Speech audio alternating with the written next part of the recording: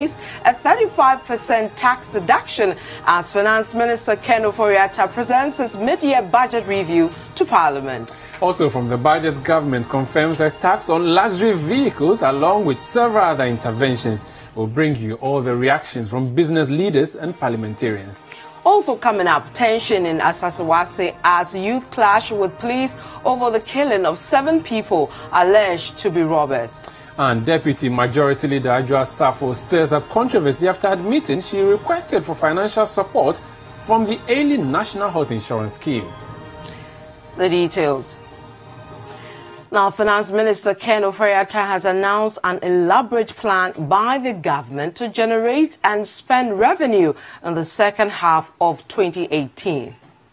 This was during the presentation of the mid-year budget review in Parliament today. There's more in this report.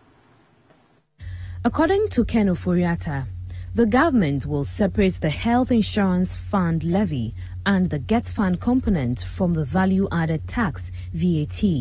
These two components will now have a flat charge of 2.5%. The initiative, he believes, will improve the government's revenue generation in the coming months. We are converting the National Health Insurance of 2.5% to a straight levy of 2.5%. Mr. Speaker, we are converting the Get Fund value-added tax rate of 2.5% to a straight levy of 2.5%. Contrary to widely held belief by the minority, Mr. Ofori-Atta argued that the performance of the Ghana Citi is far better in the 18 months of the Akufo-Addo government. The year-on-year depreciation of the Ghana Citi against the US dollar stood at 4.9% in 2017. It was 9.7% in 2016. It was 15.7% in 2015. It was 31.3% in 2014 and 17.5% in 2015. A further interrogation, Mr. Speaker, of the data from Bank of Ghana showed that the depreciation of the first half, 6 months of 2018, has been the best since 2012. On the particular question of an anticipated increment in VAT rates, he was definite. He assured that the government will not increase the rate. We must first make sure that we do 4 things. Ensure compliance with existing tax laws, plug the leakages in the assistance system, ensure value for money for the expenditures that government undertakes, and ensure, Mr. Speaker, that the wealthy also pay their fair share. Beyond this, Mr. Speaker, any taxes should be to elicit socially desirable outcomes, such as a better environment in this regard. I would like to inform the House, Mr. Speaker, that there will be no increase in VAT. Instead, he announced new revenue measures to improve domestic revenue mobilization. The minister said the government will impose taxes on luxury cars. We are imposing a luxury vehicle tax with capacity of 3 liters and above. Mr. Speaker, we are reviewing personal income tax to include an additional band of 10,000 cedis and above per month at a rate of 35%. In order to address infrastructural challenges associated with the free senior high school program, Ken Ofori-Atta said government has provided some furniture and bunk beds to various senior high schools. In order to address the challenges identified with the implementation of the program, 96,430 monodesks, 32,000 dining hall furniture, 3,000 tables and chairs for teachers, 12,953 bunk beds, 4,300 student mattresses, 5,100 computer laboratory chairs have been supplied to various senior high schools. Meanwhile, on the road sector, the minister said the government has reached an agreement with a Chinese company, Sinohydro Group Limited, to finance infrastructure. The company is Sinohydro Group Limited. It will finance $2 billion of the country's infrastructure in exchange for the nation's bauxite. Now, according to him, the agreement includes financing the construction and completion of key roads, dredges and interchanges in all the 10 regions of the country. Regard, government has reached agreement with Sinohydro Group Limited of China for a barter arrangement under which Sinohydro will provide $2 billion of infrastructure of the government's choice in exchange, Mr. Speaker, for Ghana's refined bauxite. Ghana will establish a refinery within the next 3 years and select its own partner to undertake the refining of the bauxite. Under this arrangement, Mr. Speaker, under this barter arrangement, Mr. Speaker, the $2 billion of infrastructure provided by Sinohydro will not add to Ghana's debt stock. No revenues or resources will be encumbered as a result of the barter arrangement. The terms of the exchange involve a moratorium period of 3 years, after which Ghana will fulfill its part of the barter agreement over another 12-year period. The moratorium period will give Ghana the time to establish an aluminium refinery. There will be at least 30% local participation in the projects. The infrastructure to be provided under this barter arrangement includes roads, bridges, interchanges, hospitals, housing, rural electrification, etc. The first phase, Mr. Speaker. Now, the finance minister also said as part of government efforts towards boosting its flagship program, that is a planting for food and jobs, some 30 warehouses will be provided with seed cleaners, among others, in 6 selected regions in the country. We are implementing a myriad of growth-enhancing, job-creating, and social intervention programs to better the lives of the people of Ghana, as well as to achieve relevant SDGs. Planting for Food and Jobs program. In the 2018 budget, a total sum of $700 million was allocated for the implementation of the program, out of which $366 million has been released to fund various components of the program. 30 new warehouses were equipped with seed cleaners, dryers, and weighing scales are being constructed in strategic districts in Ashanti, Bunon, Volta, Northern, Upper East, and Upper West regions. Evaluation of bid is completed for the construction of the warehouses. Additionally, the program received a boost from 216 pickups and 3,000 motorcycles and protective clothing. These were distributed to the district agriculture departments and agriculture extension agents across the country. Let's still stay with the budget because members of parliament have expressed varied opinions on the mid-year budget review as presented by Finance Minister Ken Ofori-Atta. According to the presentation of the Finance Minister, Parliament will soon be called upon to work on various tax amendments to give legal backing to the taxes that were announced today. Even before that debate unfolds, members of Parliament have been sharing their views on the matter. We'll bring you that video soon. But let's move on because the former Finance Minister, Citi Tekpe, is urging businesses in the country not to rejoice over the 2018 mid-year budget review since new policies announced under VAT does not bring any relief. Now, according to Mr. Tekpe, the government's decision to separate the NHIL and GET Fund levies from the 17.5% flat VAT rate is actually a VAT increase in disguise. In a series of tweets, the former finance minister criticized the government for choosing a policy that will further hurt businesses in the country.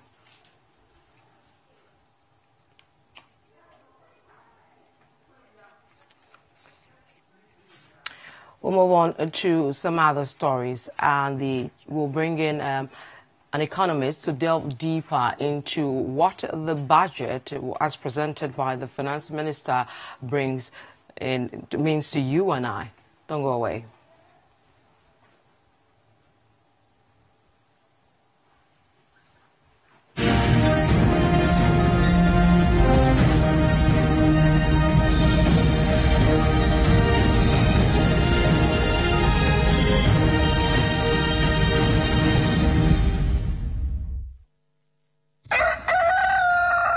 We spice up your mornings with culturally enriched conversations, social interviews, and policy-oriented discussions that will keep you updated on the progress of the nation. Because we're giving only those in their third trimester. So in the next 3 months, those in their second would be ready to receive the kits. And we're taking data at registration, which is before they take the kits, at delivery and post-delivery, so that we can analyze and we'll see the numbers. So from the numbers and the data that we're collecting, we would know what has worked, what hasn't worked, you know. Join the Breakfast Daily team Monday through Fridays from 7:30 a.m. to 10. Let your voice be heard with the hashtag Breakfast Daily. Join us for breakfast daily, only on Citi TV.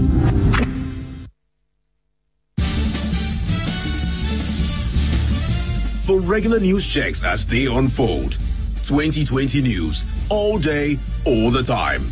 Politics, sports, entertainment, business, and more. 2020 news. We bring you the world in 20 minutes. And that's all the news in 20 minutes.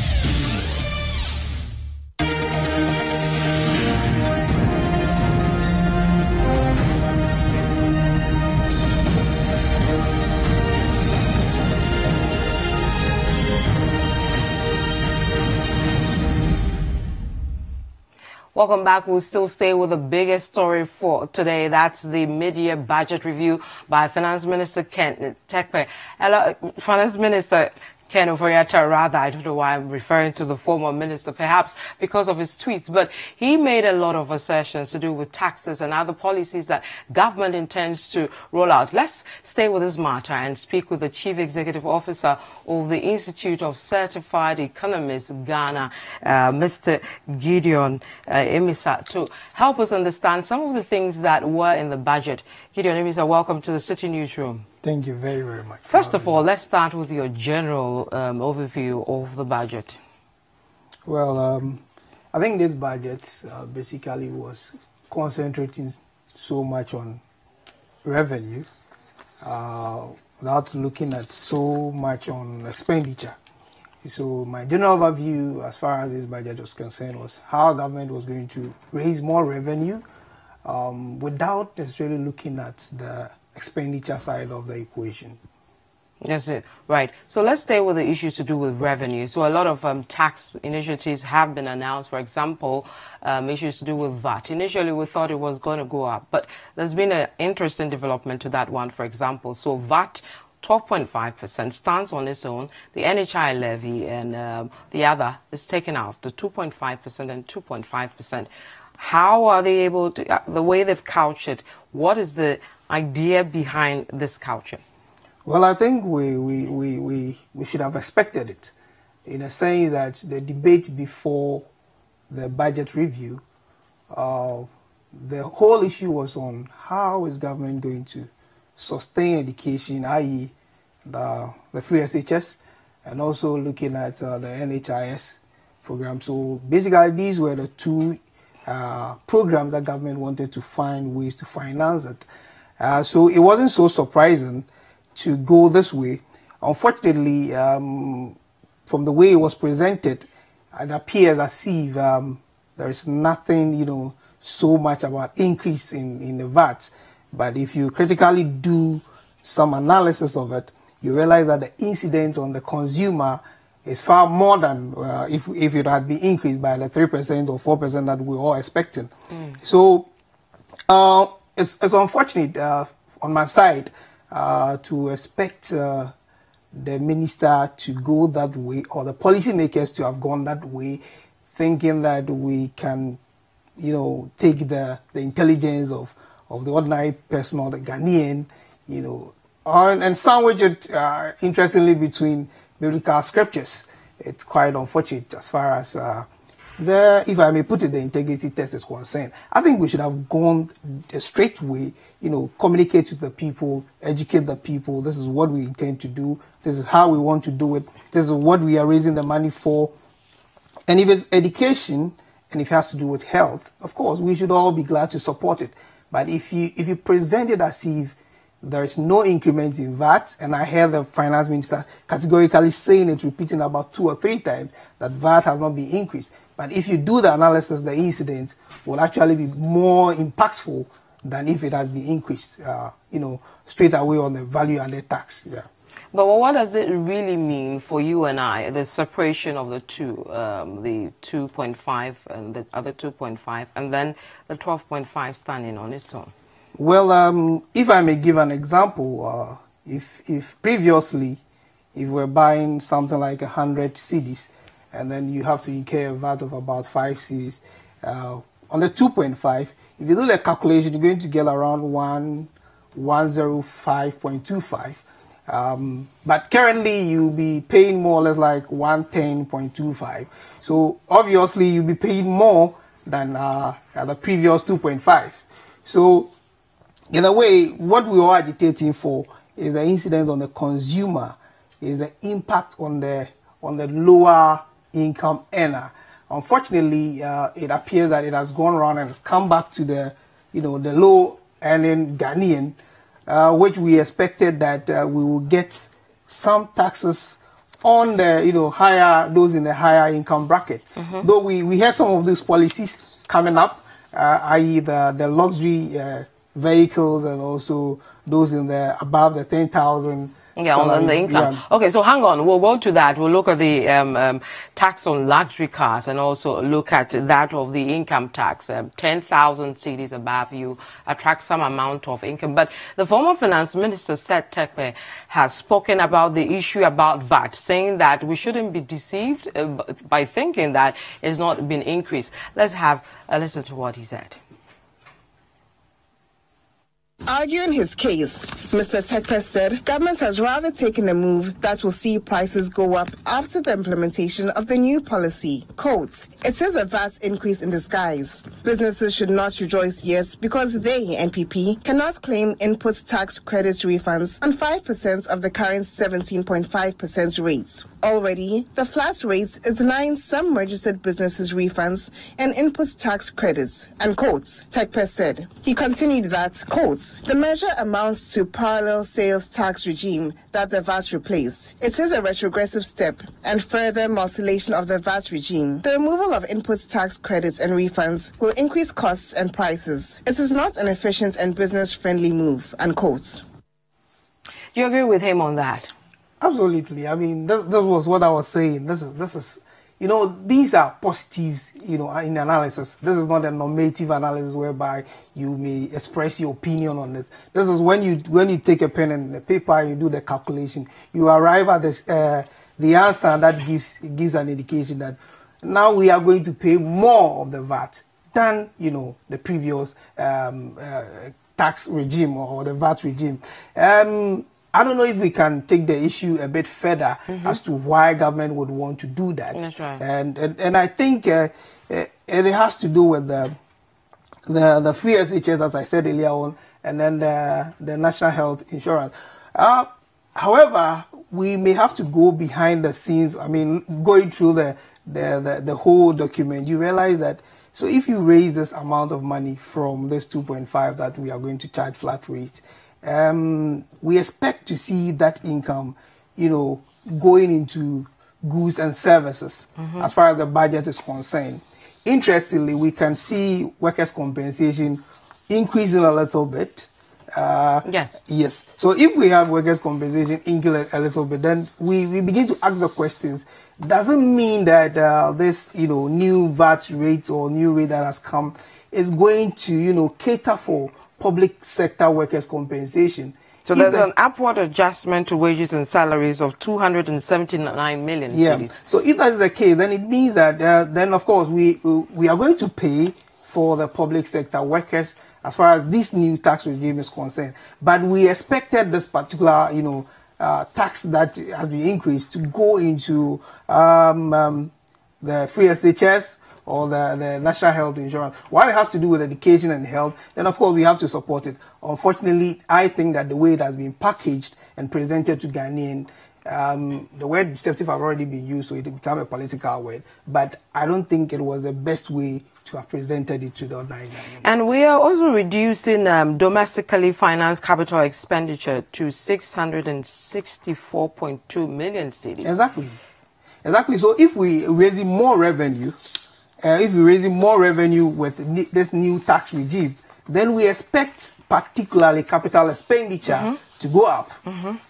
But if we see goods and services increasing, out of which we always know goods and services will come into the free SHS, but capital expenditure is reducing, public sector wages is increasing, then of course this money that's being raised is going to cater for public sector wages. And that calls to mind the size of the government that we've been talking about. I've heard about a debate where it has been put out that the size doesn't necessarily mean that they are getting more salaries. But of course, we know the accessories that comes with it, and the allowances that comes with it, and then the certain allowance that comes with it.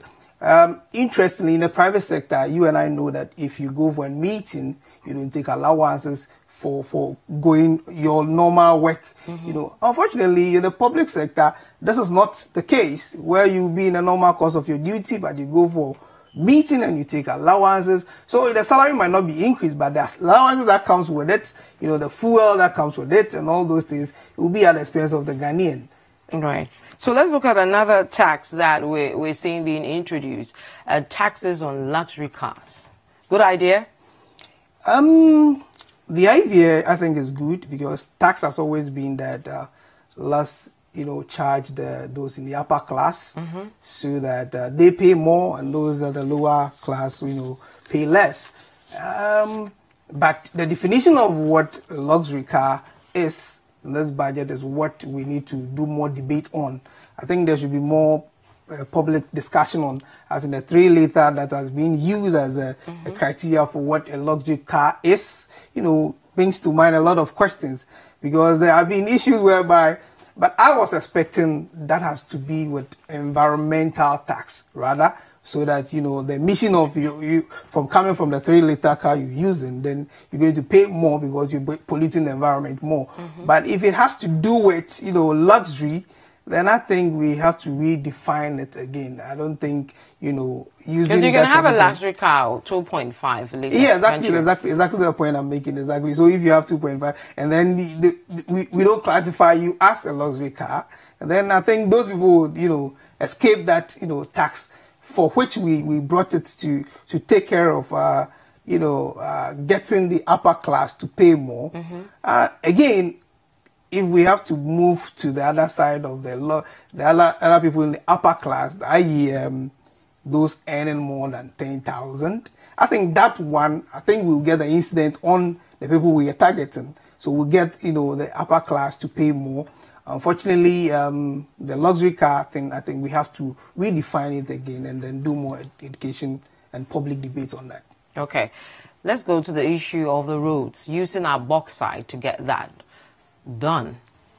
That is a good idea, isn't it? Well, I don't think it is. From where I said I don't think it is. I thought we need more details on that, because from what I heard from the finance minister, it's going to be a refined bauxite for, I think, about $2 billion. If $2 billion, I think we borrowed more than $2 billion quite recently. And then we're going to build a refinery for about 3 years, which is going to take about 3 years to do that. So I don't know when the company in question is going to start exploiting the bauxite, or who is going to take care of the expense of the building of the refinery. If it's going to be Ghana, are we not sure we may be, you know, incurring more costs by the time we finish the refinery? And I think there should be more details on that, because once it has to do with natural resources, then we should be considering posterity in that regard. Right. Hold on, let's, some of the members of parliament after the debate spoke to us. So let's pick a video of what they've been saying about the budget that was read by the Finance Minister, Ken Ofori-Atta. The presentation of the mid-year budget review was interpreted and received from different perspectives by members of parliament. For some, government has found innovative means to shore up revenues in a bid to increase social spending, but others believe the ordinary Ghanaian will bear the sharp brunt of the new policy measures. For Deputy Information Minister Kojo Oppong-Nkrumah, government has shown with the mid-year review that it has the right set of policies to engender economic growth. We maintained right from the beginning that A, the agenda is big and we need more revenue. B, we are interested in bringing about innovative measures to bring in more revenue without unduly overburdening the same Ghanaian who's paying the little taxes downstairs. Today, you have heard that the VAT rates have remained the same. We have recalibrated them.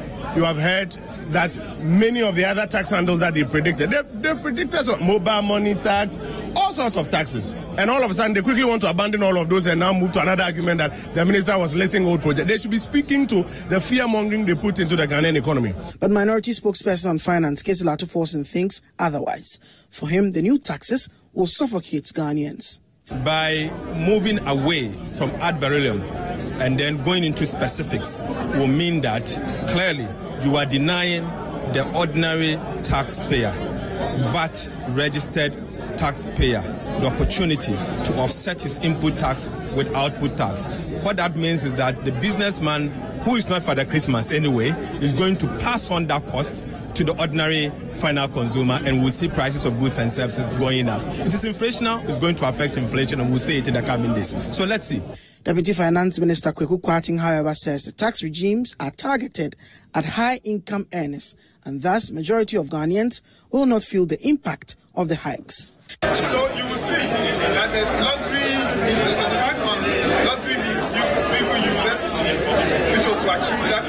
If you look at income tax, for those earning above 10,000, between them and the last bracket, they say that difference will be taxed at 35% instead of the 25%. So members of parliament like myself, ministers, and other high-income earners will have to be taxed at that higher rate. That also incidents on high-income earners in respect of the recalibration. Minority spokesperson on foreign affairs, Samuel Okujeto-Ablakwa, says government must cut down the waste and excess expenditure to save revenue for development instead of taxing citizens. We should not allow weak systems to exist, to allow for people to go dip their hands and collect taxpayers' money and misuse it, misappropriate it away.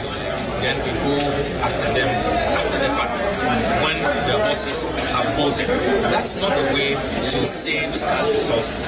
So I'm saying that when you look at the government's own cabinet, the number of ministers, everyone has to complain about the civil society organizations, clergy, governance experts. Everybody has said that if you take countries that have population of 100 million, 150 to 200 million, from India to China to the United States, they don't have up to 40 minutes. We have 110. Historic numbers. It's not acceptable. So Gideon, clearly government trying to justify these new tax policies, and the minority on the other side feel that no, for example, if you look at VAT, it's not what you really think it is, and some of the taxes that have been introduced, it will affect the ordinary Ghanaian. But all these policies that have been introduced, what would the impact be on the economy proper? Well, I think so far we have favorable macroeconomic indicators relative to previous years, and there's no doubt about that. That is a positive, achievement. However, we need to go back and look at the underground and the other things in relation to this particular, successes that we are experiencing. Given that all the macro indicators are performing very well, with the exception of the exchange rate. So if that is the case, then the exchange rate is supposed to be, the ultimate determinant of whatever is happening in the economy against other economy. Of course, showing how competitive we are as as a nation against the world. If that's not performing well, then it gives an indication that probably we need to revisit our approach in achieving these.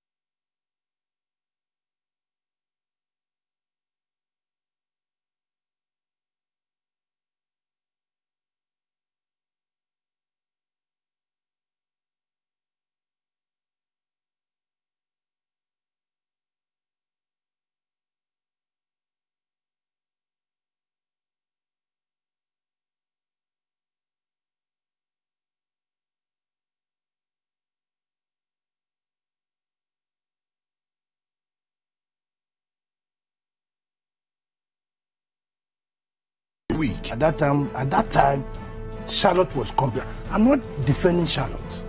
I'm I'm talking about the way we behave like hypocrites and ostriches in this country. At that time, she was a perfect person. It's The Big Issue with Stella Madonu on Citi TV. This and every Saturday at 9 a.m.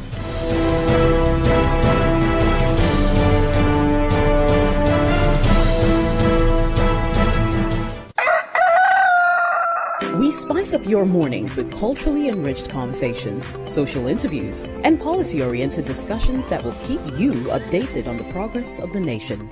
Because we're giving only those in their third trimester. So in the next 3 months, those in their second would be ready to receive the kits. And we're taking data at registration, which is before they take the kits, at delivery and post-delivery, so that we can analyze and we'll see the...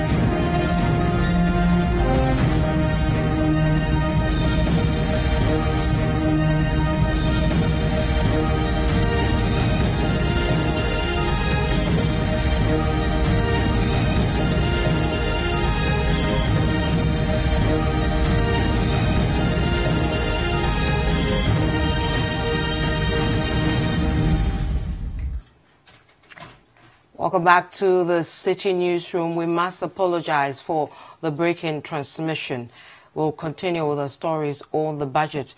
Sandra, interesting views from MPs and from economists about this whole issue to do with taxes. Luxury cars, income tax, 10,000. How much? I think you'll be affected on both sides. The luxury car, I mean, I've seen the baby sitting in the garage, you know. You will be clearly affected. Well, that's actually a 2.5, so I'm not going to pay for that.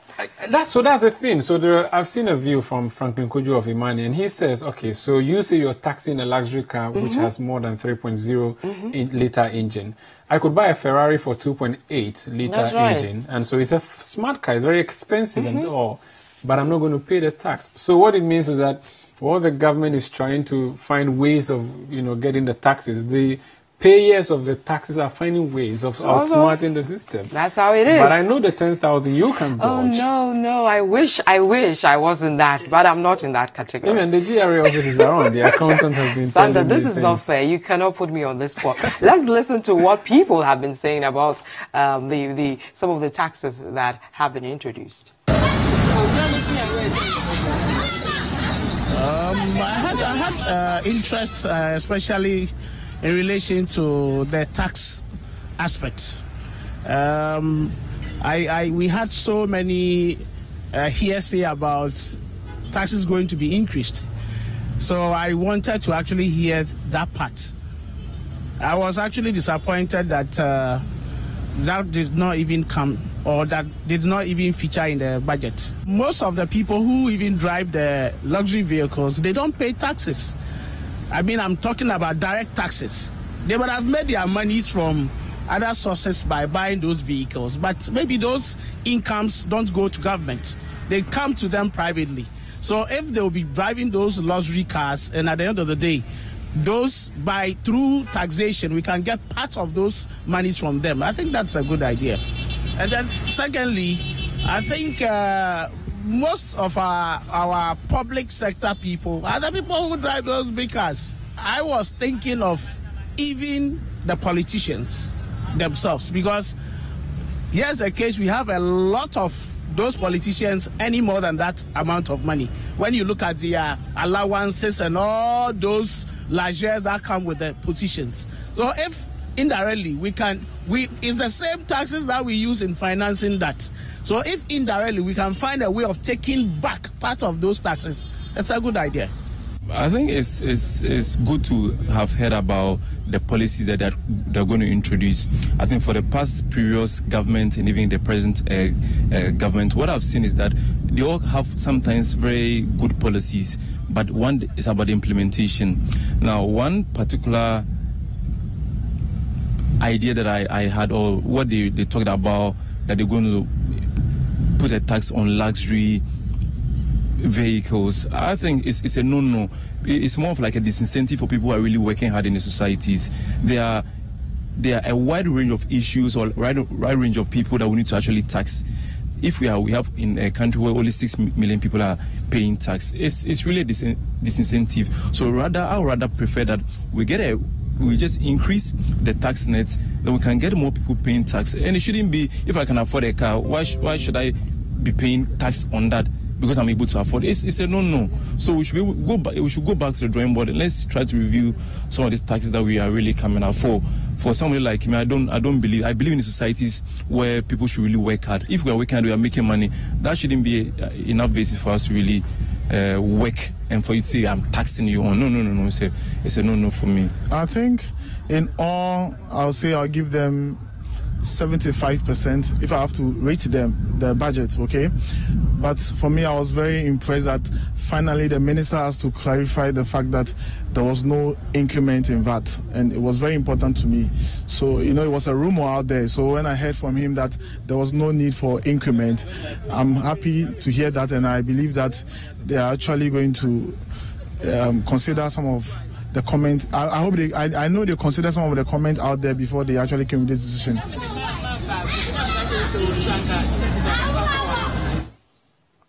Let's move on now. And there's heavy security presence in Asawasi in the Ashanti region following clashes between youth of the area and the police. Hundreds of people from the Zongo community are protesting the killing of 7 men the police say were robbers.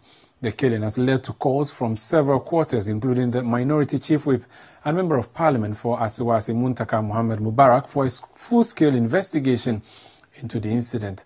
Ashanti regional correspondent Loretta Tima has more. Youth from the Asawasi Zongo community thronged the Kumasi Central Mosque to register their displeasure over the killing of 7 people in a supposed gun battle with police at Manson Kwanta on Tuesday.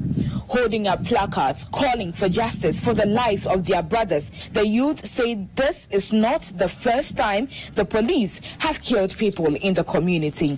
The furious youth burned car tires in the middle of the road, blocking all roads leading to and from the Central Mosque. They pelted stones at some armed police personnel who came to the scene, led by the Mesha Divisional Police Commander ACP Kwekubwa, amidst gunshots.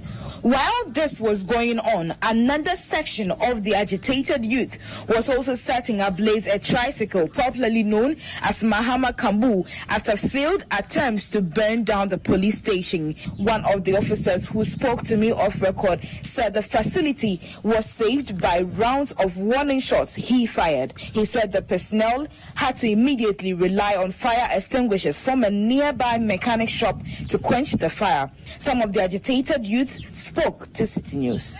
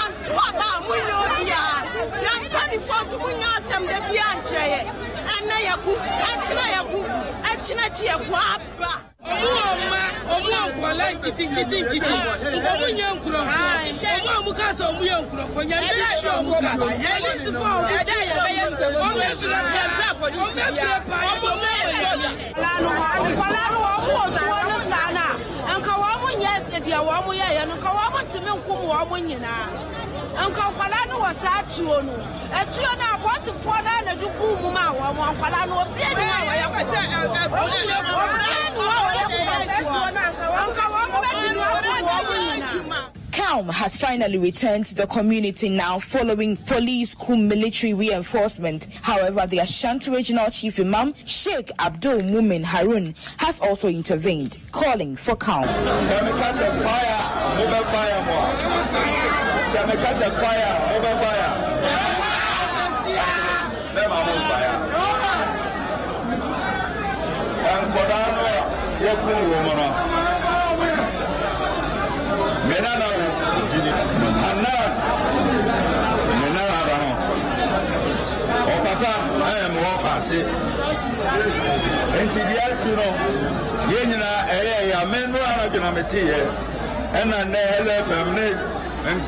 FM stations in India. I'm saying no. And I wait my cola. A young yes, who will be a Munya over.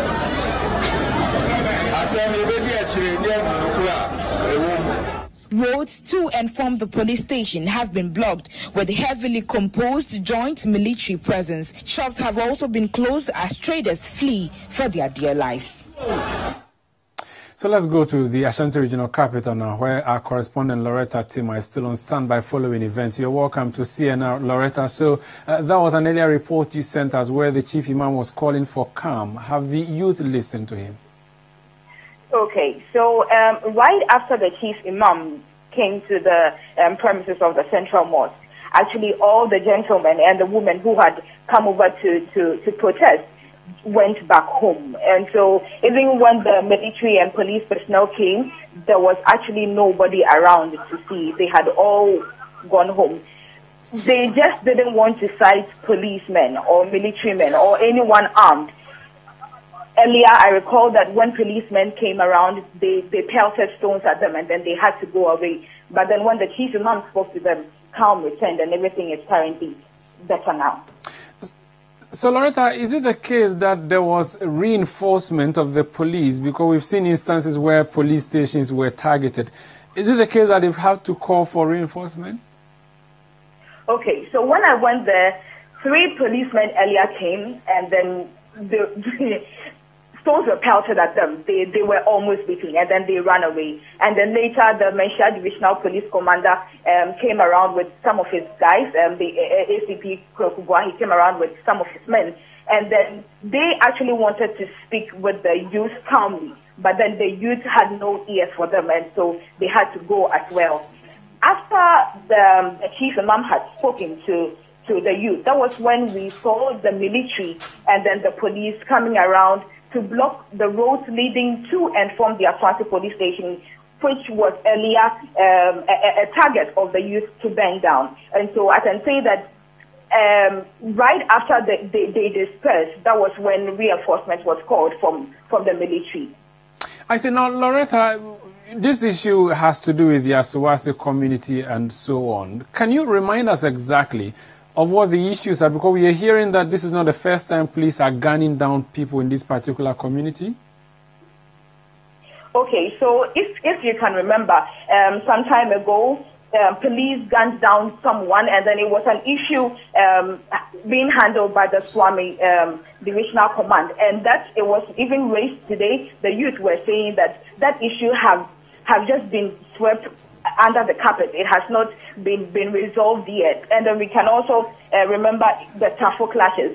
And so these things, the youth think that the police are not actually being so fair to them. That is why they are so angry today. That is why they are so furious today.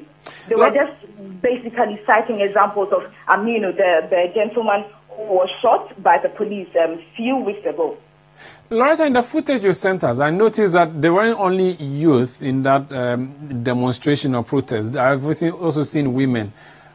Exactly what are they demanding? Is it the case that they want to be allowed to have their own pound of flesh on the police, or it is a case that they want someone put on trial, or what exactly were they demanding when they were protesting today?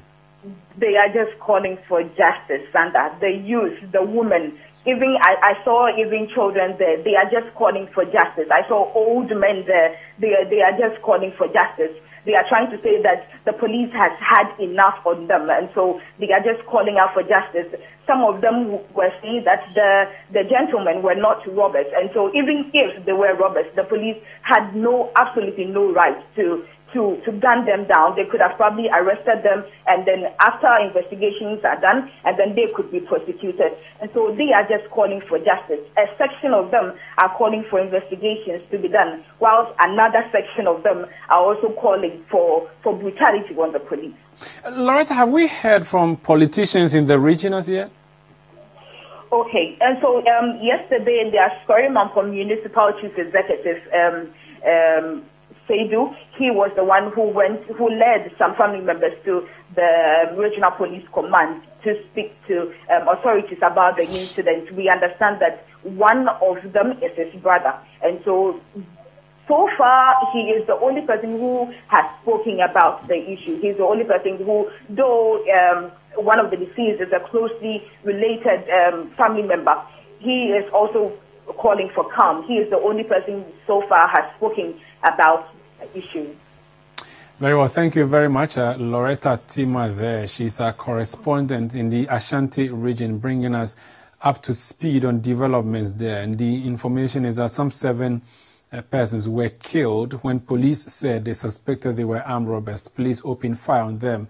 These persons were occupying a vehicle, a saloon vehicle. There were 5 of them in a saloon vehicle. And then there were 2 on a motorbike. All of them were gunned down. And the police said they were robbers who were believed to be part of a gang that had shot a policeman some months ago. So that's the development we have. But let's go back and see the scenes yesterday on the streets of Kumasi after the residents resisted the story or the narrative from the police. Masked men armed with AK-47 assault rifles and a pump-action gun attacked the deceased officer was on duty with his colleague on Wednesday, the incident happened. July the 2 were on board a Sprinter Benz bus with registration number AC and were 64415. When 8 masked men armed with AK-47 assault rifles and a pump-action gun attacked the passengers at the outskirts of Ayuebi Krom on Wednesday, 11th July 2018. The 2 police officers were overpowered by the masked men and were shot along with other passengers on board. The masked men seized the weapons belonging to the officers in the process. The officer was pronounced dead upon arrival at the St. Martin's Hospital at Agoyesum. After the death of the officer, Ashanti Regional Police Commander DCOP Akwesi Mensah Duku told Citi Newsroom that the police acted upon intelligence and proceeded to Dome Biposo, a village near Mansun Kwanta, and retrieved 4 AK-47 assault rifles, including those seized from the police officers. The police also retrieved 1 G3, an SMG assault rifle, and a pump-action gun. Other items confiscated include 7 boxes of ammunition, with each containing 25 rounds, 88 pieces of AK-47 ammunition, and some clothes. So that's footage from yesterday. But let's go to the Ashanti Regional, the Ghana Police Headquarters and speak to the Director General in charge of Public Affairs. He is ACP David Ekulu. He joins us on the line. You're welcome, sir, to CNR on Citi TV. Is it the case, and you believe it to be professional, for policemen to gun down persons you have not convicted of any crime? Omaro, can you please raise your voice because I cannot get your first statement? Yes, my question is, would you consider it very professional that your men killed people who have not been put on trial and convicted and sentenced to death? Umaro, this regrettable incident is one of the challenges that we face as law enforcement officers. In our attempt to exercise the mandate of the people to protect citizens from crime, this unfortunate incident happened. It is pointless now to attempt any justification on the information we have heard from the other side. And you know, for every case, there are 2 sides of the story. The regional commander has stated his side, and then we also listen to the concern of family members, relations, and well-meaning people in the area about those who lost their lives due to this regrettable incident. I remember recently there was a similar incident in Tumu where a young man lost his life. The Regional Security Council set up an investigation. Understand the investigations, the report has been submitted to the regional minister there, who is the chairman of RISEC. Trying to justify what happened and entering into unnecessary discussion. We believe that there are 2 sides to the coin now, and it's very important that we get the body outside the police service to look at all the circumstances of the case, what went wrong, what went right, and we see the way forward. So for now, that is the stance of the police administration now. It calls for thorough reflection over the incident, a dispassionate discussion of the incident, and then see how this issue can be resolved. So this body you talk about, it means that you do not trust that PIPs can do a better job, and you are joining other civil society organizations who believe. It's not a question of trust. It's a question of perception. So this is not the first time that issues like this have happened. And I remember during the unfortunate stadium disaster in 2000, similar sentiments were expressed. There was an independent commission that was set up. They came up with their recommendation. The issue ended up in court, and the officers, the court gave issue on this case. Okay.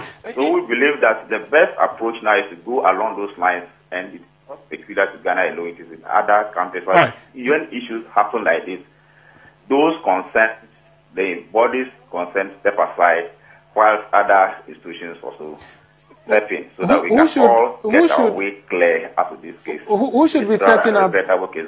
Who should be setting up this independent body to investigate you? Should it be the police council? Should it be the presidency? Where would be your proposal? The options are open. You have mentioned all of them, and I believe that everybody is carefully monitoring the situation, the development, and as I said, it calls for sober reflection, so that anybody that will set up, I think that should satisfy both sides to be able to do this work that will help not only the police but the communities that are concerned, the unfortunate incident that has happened, and then the families of those who are concerned.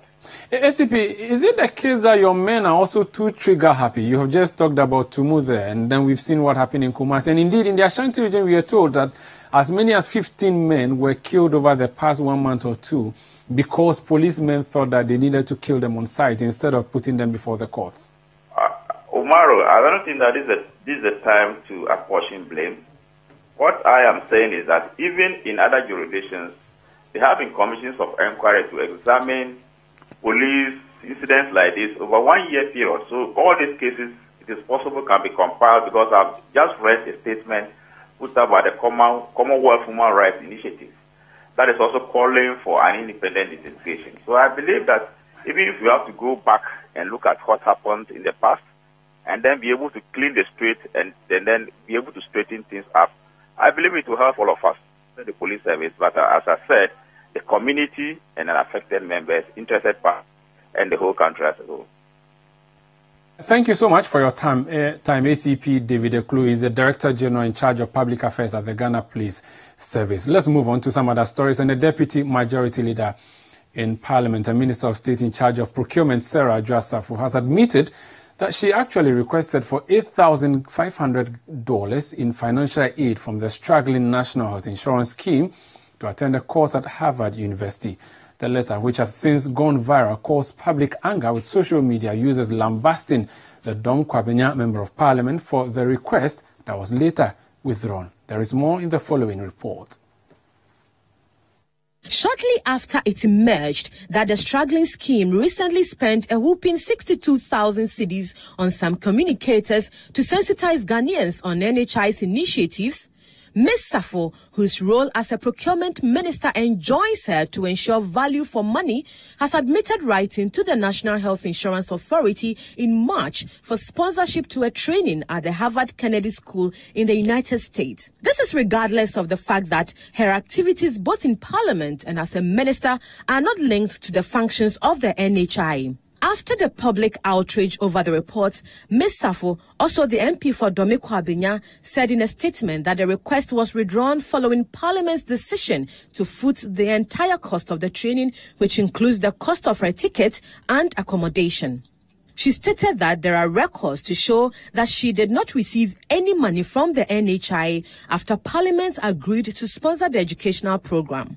She attached a response from the NHI dated July 5, 2018 as proof that the authority did not make any payment to her. The sponsorship requested from the financially handicapped NHI on March 16, 2018 amounted to $8,500. As the chairman of the Women Caucus in Parliament, this program would enlighten and enhance my knowledge in leadership and governance, Ms. Safo appealed in the request letter. A copy of the request letter made rounds in the public domain, prompting some criticism because of the NHI's non-monetary constraints. These financial constraints have prompted fears that the National Health Insurance Scheme could collapse. The National Health Insurance Authority CEO and the Health Minister have consistently warned that the NHIS was operating on borrowed time because of lack of funds. Following the 62,000 expenditure on supposed communicators by the NHI, some have accused the authority of using these amounts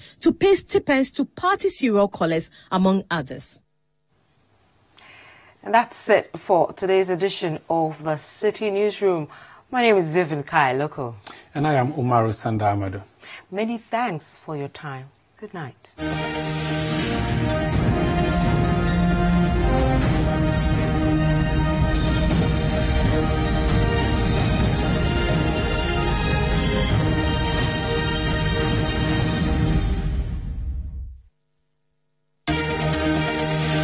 Self-determination. Also on the programme, Ethiopia and Eritrea take more steps towards normalising relations. After resuming commercial flights between them, the two countries are now pulling troops back from their border and appointing ambassadors. The latest phase of a peace process moving at dizzy